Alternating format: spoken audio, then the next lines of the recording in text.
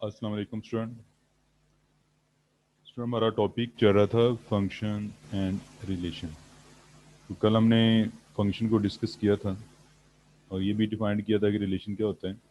और उसके अलावा हमने कुछ उसकी टाइप स्टडी की थी कि वन वन फंक्शन क्या होता है, मैनी वन फंक्शन क्या होता है, और one one onto function क्या होता है, one one into function क्या होता है।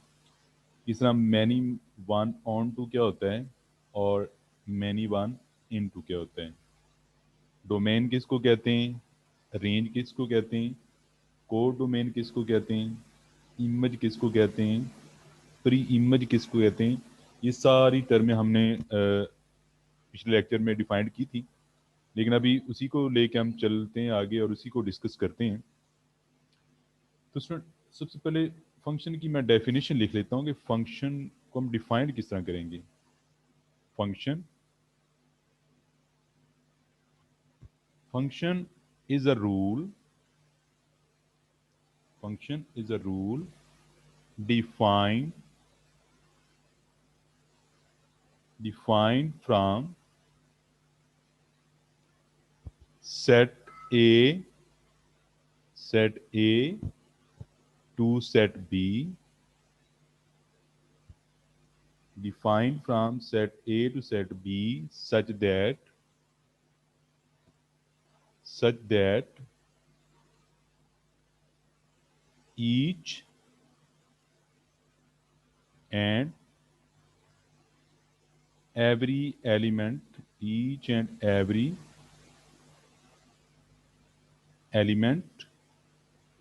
of set A has a unique image in set B in set B। अब स्टूडेंट आपने यहाँ पे दो पॉइंट जरा ज़हन में रखने हैं। एक तो है each and every element of A, और दूसरी टर्म आपने ये यूज रखनी unique image in B, unique image in B. तो ये दो पॉइंट आपने ज़हन में रखनी है जब हम फंक्शन को डिफाइन करेंगे। और अभी हम दो सेट लेते हैं और चेक करते हैं कि ये फंक्शन है या नहीं है। मतलब मेरे पास एक ए सेट है जिसके एलिमेंट आ रहे हैं 1 2 3, और दूसरा बी सेट है जिसके एलिमेंट आ रहे हैं 4 5 6। ये मेरे पास ए है, ये मेरे पास बी है। तो ये हमने चेक करना है कि ये फंक्शन बन रहा है नहीं बन रहा। तो एवरी एलिमेंट ऑफ ए, यानी कि एलिमेंट ए का हर एलिमेंट उसका बी के अंदर एक यूनिक इमेज होना चाहिए। यानी यहां से आपके पास एक लाइन निकलनी चाहिए 1 से 2 से और 3 से, सिंगल लाइन निकलनी चाहिए। तो अब देख रहे हैं ये ए सेट का हर एलिमेंट बी सेट से रिलेटेड है। ए के हर एलिमेंट से एक लाइन निकल रही है और जो सेट बी में अपना एक इमेज बना रही है। तो दैट इज कॉल्ड फंक्शन। हम इसको कह सकते हैं कि F is defined as A to B. तो इसको हम कहते हैं कि ये फंक्शन है। अब सुनो, अगर मैं एक और सेट लेता हूं इस फॉर्म में 1 2 3 4 5 6, तो ये 1 का इमेज ये आ रहा है, 2 का ये आ रहा है। तो अब ये क्या फंक्शन बनता है? नहीं। अकॉर्डिंग टू डेफिनेशन कि each and every element of set ए, तो ये तो खाली रह गया, इससे तो कोई लाइन नहीं निकल रही, इसका कोई इमेज नहीं बन रहा। तो ये सेट नहीं है। सेट के लिए कंडीशन क्या है कि सेट फंक्शन के लिए कंडीशन क्या है कि सेट ए का एवरी एलिमेंट जो है ना वो रिलेटेड होना चाहिए बी के साथ। तो ये तो 3 तो इसमें रह गए, तो इसका मतलब है ये फंक्शन नहीं है। नेक्स्ट एक और मैं यहाँ पे एग्जांपल लेता हूँ। चलो इसी को ही देख लेते हैं कि दो सेट है हमारे पास ए और बी, 1 2 3 4 5 6।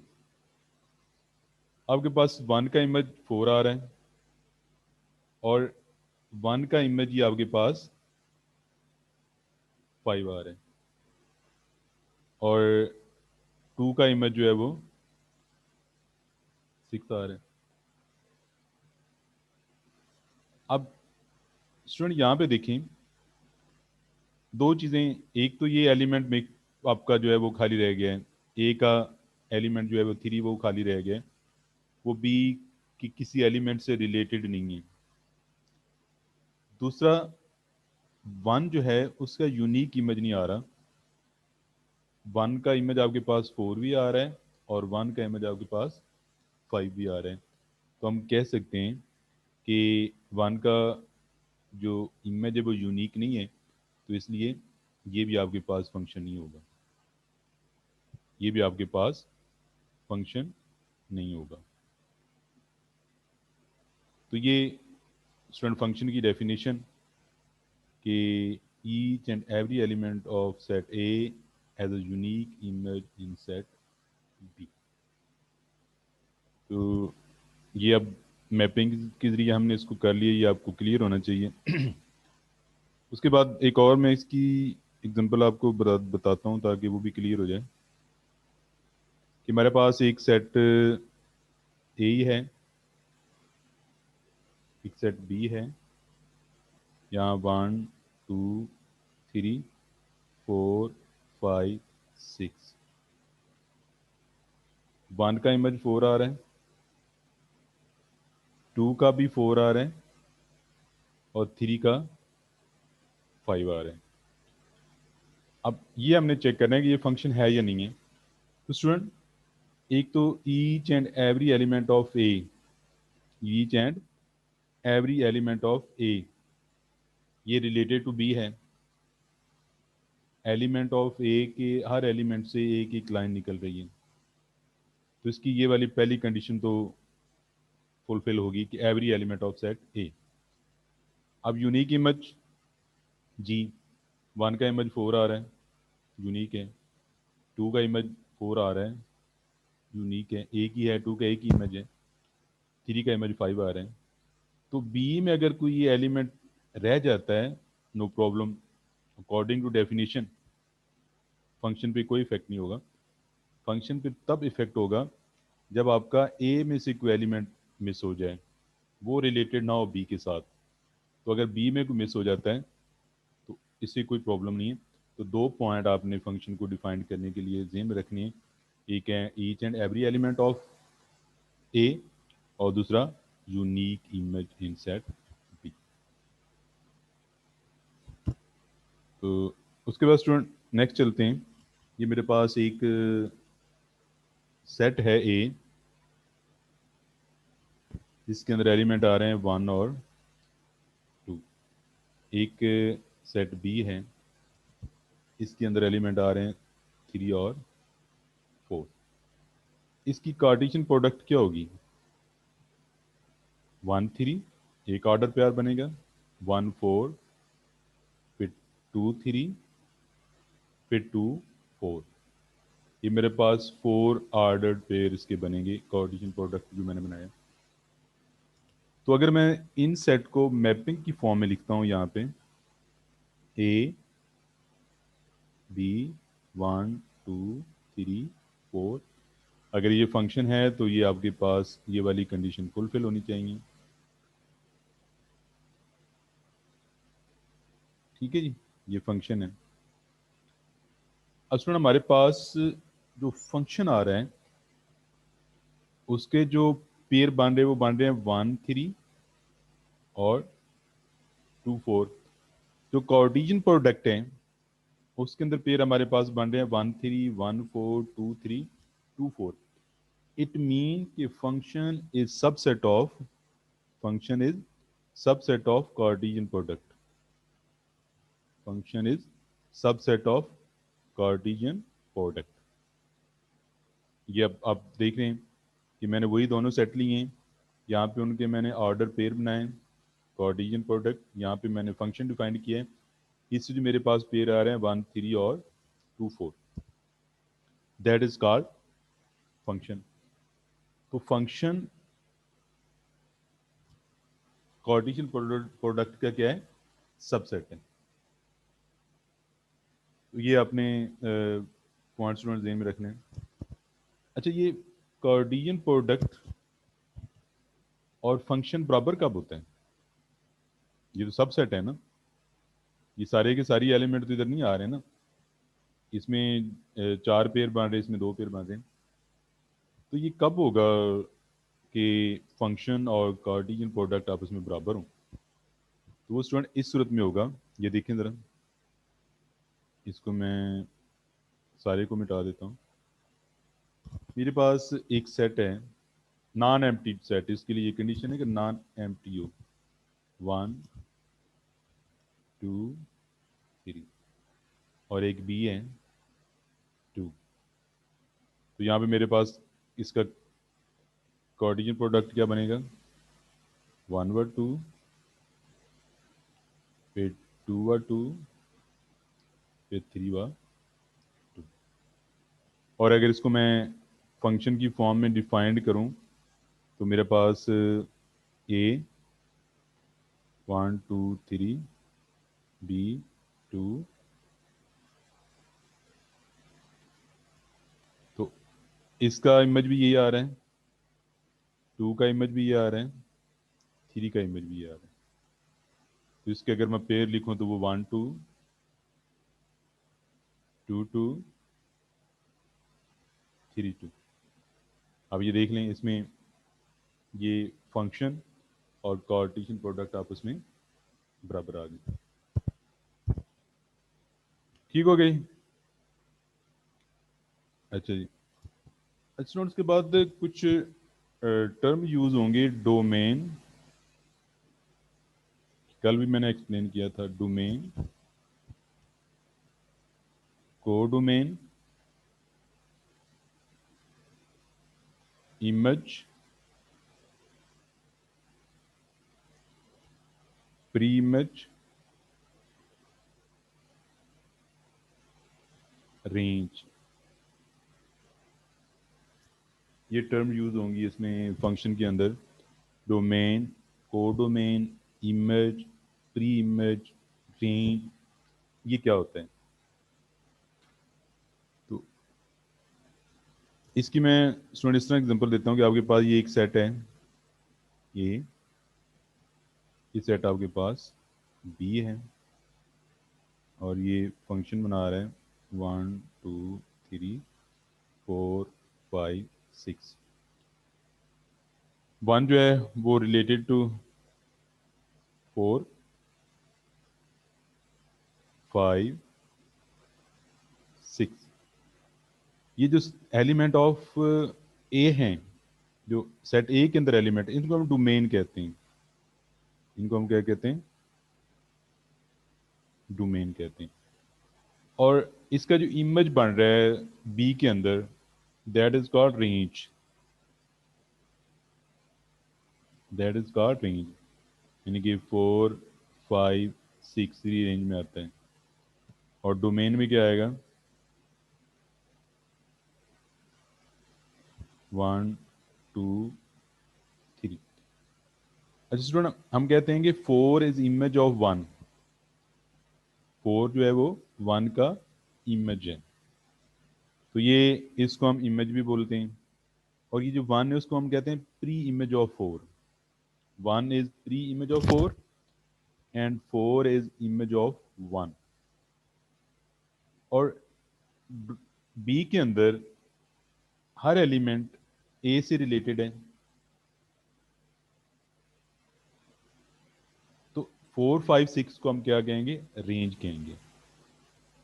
और जो बी के सारे एलिमेंट हैं उनको हम डोमेन कहते हैं, उनको हम कहते हैं डोमेन कहते हैं, को डोमेन, सॉरी, उनको हम क्या कहते हैं, को डोमेन कहते हैं। जो आपके पास बी के अंदर सारे के सारे एलिमेंट हैं उनको हम कहते हैं को डोमेन, को डोमेन। और वो मेरे पास क्या आ रहे हैं, 4 5 6, तो वो क्या आ रहे हैं, को डोमेन। तो यहां पे आपको नजर आ रहा है कि को डोमेन और रेंज सेम है, को डोमेन और रेंज दोनों बराबर हैं, को डोमेन और रेंज आपस में बराबर है। तो स्टूडेंट अगर डोमेन, को डोमेन और रेंज अगर आपस में बराबर हों तो इसको हम क्या कहते हैं, इसको हम कहते हैं 1 1 on 2 फंक्शन। इसको हम कहते हैं 1 1 on 2 फंक्शन। चलिए इसको मैं बाद में डिस्कस करता हूँ, 1 1 on 2 और मैनी 1 on 2 इसको बाद में डिस्कस करते हैं। यहाँ पे सिर्फ रेंज, डोमेन, को डोमेन, इमेज, प्री इमेज, ये जो टर्म है इसको हम देखते हैं। अच्छा, अगर स्टूडेंट यहाँ पे एक एलिमेंट को बच जाता है मतलब जो 7 है, ये एक और यहाँ पे सेट ए के अंदर, सेट बी के अंदर एक एलिमेंट 7 भी है,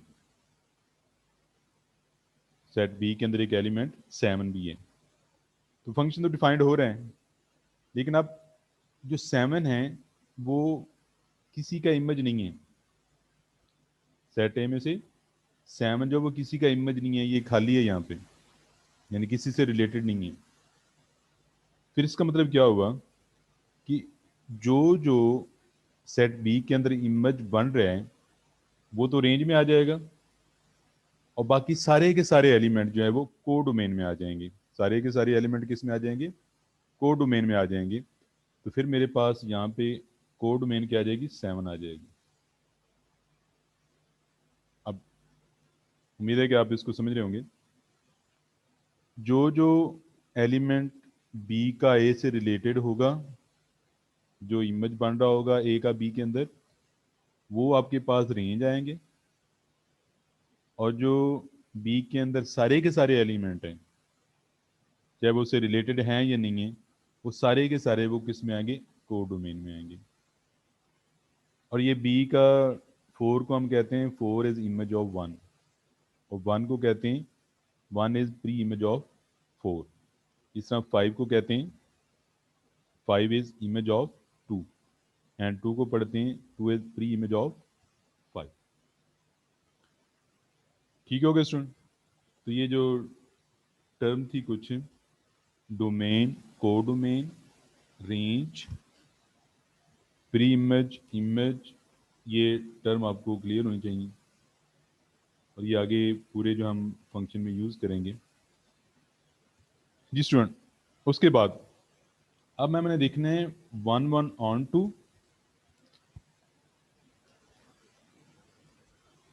1 1 फंक्शन, 1 1 फंक्शन। पहले ये चलो देख लेते हैं। 1 1 इसको इस तरह लिखा होता है, 1 1 फंक्शन। 1 1 फंक्शन क्या होता है, ये हमने लास्ट टाइम भी डिस्कस किया था। ये सेट ए है, ये बी है, 1 2 3 4 5 6, ये every element has a unique image. तो इसको कहते हैं 1 1 फंक्शन, इसको हम कहते हैं, या इसको इंजेक्टिव फंक्शन भी कहते हैं। 1 1 को क्या कहते हैं, इसको हम इंजेक्टिव फंक्शन भी कहते हैं। फिर एक था मैनी 1 फंक्शन, मैनी 1 फंक्शन। तो स्टूडेंट मैनी 1 फंक्शन क्या था कि ये आपके पास एक सेट ए है, बी है, 1 2 3 4 5 6, 1 का इमेज आपके पास 4 आ रहा है, 2 का इमेज भी आपके पास 4 आ रहा है, और 3 का इमेज आपके पास 5 आ रहा है। अब ये फंक्शन बन रहे हैं क्योंकि यूनिक इमेज है और every element of A is related to B है। तो यहाँ पे ए के अंदर दो ऐसे एलिमेंट है जिनका एक ही इमेज आ रहा है। इसको कहते हैं मैनी वन फंक्शन। इसको क्या कहते हैं? Many one function. Many one function, it mean कि two element has one image. A के अंदर जो आ रहे हैं two element has one image, या बात का 3 element has one image, it mean कि many element has one image, therefore these are called many one functions, जिसमें element of a, two element of a has unique image, single image, तो इसको हम कहते हैं many one function. One one function ये हो गया आपके पास, इसकी मैपिंग बनी हुई है, और स्टूडेंट मैनी वन आपके पास ये फंक्शन हो गया। मैनी वन में अब आपको ये पॉइंट क्लियर हो गया होगा कि सेट ए के जो दो एलिमेंट हैं या दो से ज़्यादा एलिमेंट हैं उनका एक इमेज है, that is called many one function. ठीक है, अब जो आपके पास, अब इसको मैं ख़त्म करने लगा हूँ। अब स्टूडेंट जो आपके पास वन वन फंक्शन है, वन वन फंक्शन को हम ऑन टू भी कहते हैं, ऑन टू और इन टू, दो टाइप इसकी हैं, वन वन ऑन टू और वन वन इन टू। इस तरह मैनी वन फंक्शन जो है इसकी भी दो टाइप हैं, many one onto, many one onto and many one into. One one की आगे दो टाइप होगी, ऑन टू इन टू, और मैनी वन फंक्शन की आगे दो टाइप होगी, ऑन टू और इन टू। तो पहले मैं वन वन फंक्शन को डिस्कस करता हूँ कि उसमें ऑन टू और इन टू क्या होगा, और उसके बाद मैनी वन फंक्शन को डिस्कस करेंगे कि उसमें ऑन टू और इन टू क्या होगा। तो स्टूडेंट ये मेरे पास, अब इसको मैं मिटा देता हूँ, यहाँ पे इसकी मैपिंग बनानी मैंने। ये एक मेरे पास सेट है ए, ये सेट बी है,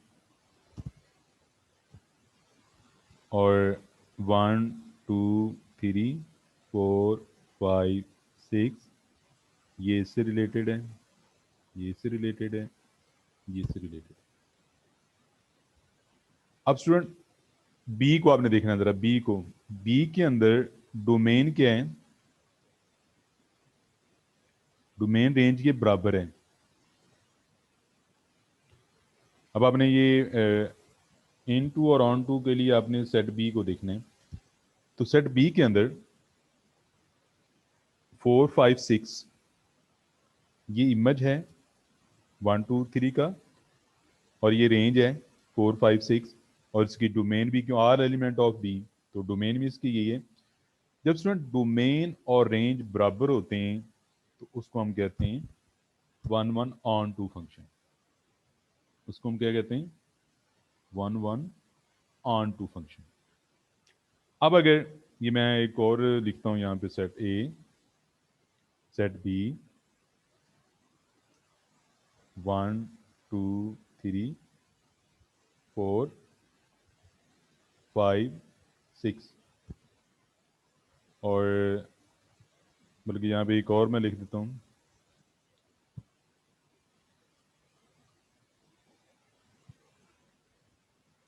एक सेट डिफाइंड करते हैं 4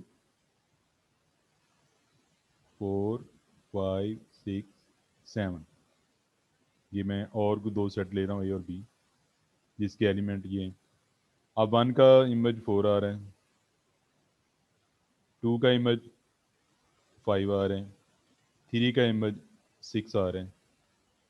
तो अब स्टूडेंट इस सूरत में क्या है? इस सूरत में जो डोमेन है सॉरी कोडोमेन, यहाँ पे एक मैं दोबारा लिख देता हूँ, ये कोडोमेन टर्म यूज करनी है।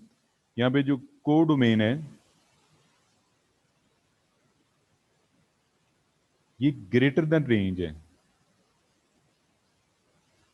ग्रेटर देन रेंज है। ये पहले मैं जब यहाँ पे इसको एक्सप्लेन कर रहा था तो मैं ये डोमेन का वर्ड यूज कर रहा था।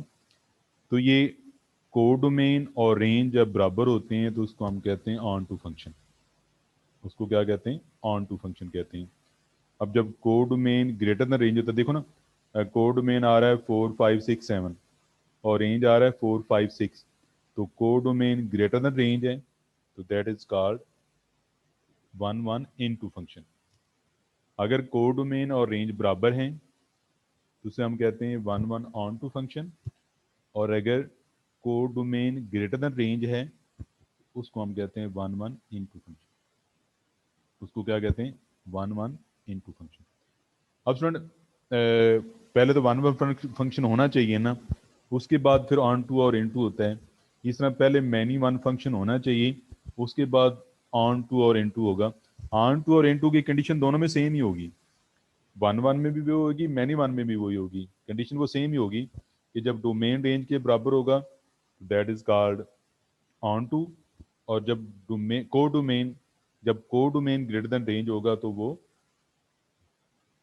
इन टू फंक्शन होगा। तो अगर मैनी वन फंक्शन में ये कंडीशन बनती है तो उसको हम कहेंगे many one onto function और many one into function.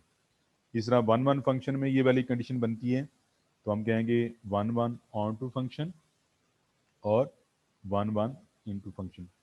तो क्या कंडीशन आपने याद रखनी है कि सेट बी के अंदर, स्टूडेंट सेट बी के अंदर, बी को आपने देखना है, सेट बी के अंदर देखने हैं कि अगर कोडोमेन इक्वल टू रेंज है तो that is onto, onto, onto क्या है? जब कोडोमेन रेंज के बराबर है, और जब कोडोमेन ग्रेटर देन रेंज है तो वो इनटू, इनटू वो क्या होगा? इनटू होगा। अब अगर 1 1 है तो 1 1 ऑन टू फंक्शन हो जाएगा, अगर मैनी वन है तो many one onto function हो जाएगा। इस तरह अगर वो 1 1 है तो 1 1 इनटू फंक्शन हो जाएगा, अगर मैनी वन है तो मैनी वन इनटू फंक्शन हो जाएगा। तो सबसे पहले आपको पता होना चाहिए कि 1 1 फंक्शन क्या है, मैनी वन फंक्शन क्या है। उसके बाद फिर आप आएंगे ऑन टू और इन टू की तरफ। तो ऑन टू की कंडीशन क्या है कि codomain is equal to range, और इन टू की कंडीशन क्या है? Codomain greater than range.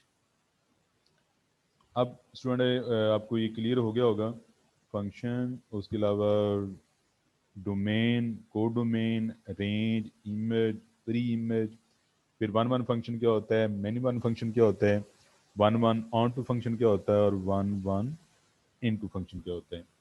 इस तरह many one onto function और many one into function. तो स्टूडेंट आज के लिए इतनी काफ़ी है। कल इंशाल्लाह हम रिलेशन आगे करेंगे और रिलेशन के जो है वो हम क्वेश्चन करेंगे। थैंक यू, अल्लाह हाफिज़।